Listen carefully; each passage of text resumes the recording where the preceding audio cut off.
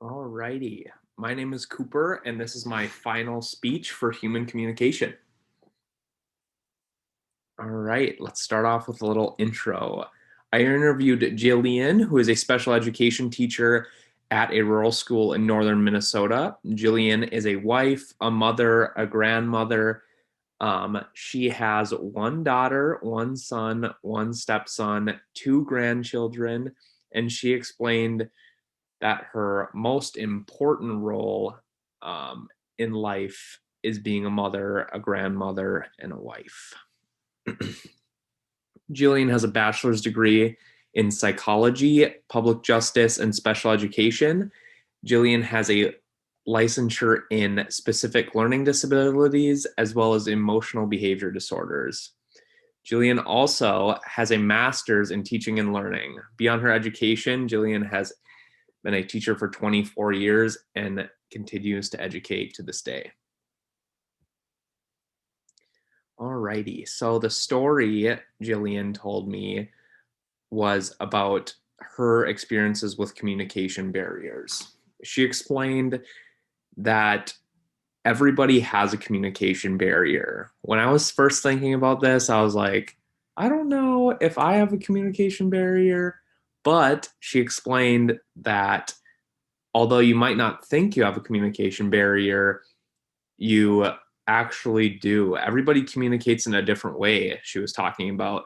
So, my way that I communicate with somebody else might be a barrier to them, or the way that somebody communicates with me might be a barrier to me. So, because we have so many different ways of communicating, it's actually a barrier to communication. Now, barrier can't always be a bad thing, is what I also learned. Everybody has a unique way of speaking, which can be a barrier to some people, but it also provides a little bit of their own story. So, a reminder that she also taught me about. I have this picture of this jail cell up because this is how I visualize uh, barriers in communication. So, Jillian explained that when somebody has great nonverbals, but they might have bad verbals, it can be like being on one side, it can be like having the nonverbals on one side of the jail cell and the verbals on the other. It's like you're constantly trying to get through that barrier to be able to communicate with both aspects of communication. So when we have nonverbals and when we have verbals, we're able to mesh them together and form accurate communication.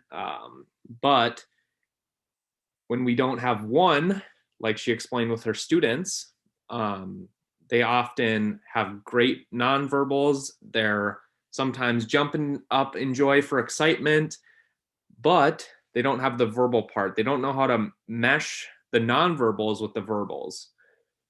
So she explained that with her students, they often feel frustrated because they can't mesh these two together and let other people know how they're feeling. So, a little bit about what I learned that they all kind of mesh together actually. So, everybody has a communication barrier. Like I said earlier, it might not be the type of communication barrier we might think of, like some learning disabilities can be a communication barriers, but it might just be the way we communicate with others that forms a barrier for ourselves. Um, we also need to meet people where they're at, Jillian was saying. She says then that when we meet people for where they're at in their own walk of life, in their own communication, we're able to better understand them as a person and how they talk to us. When we do this, we're able to form better relationships, understand more about the person as well as how they communicate. And then she also said we need to use all senses to listen. Now, I thought that like communicating would just be using your ears, but it's using your eyes as well. When we use our eyes to listen, we're able to notice nonverbals, which is a majority of the communication. And then she also talked about how we can use touch and feel to communicate, and even listen sometimes. So when we're able to show affection or kind of like take a step back and kind of like listen, we're able to show that we're using all of our senses to kind of listen to what other people have to say.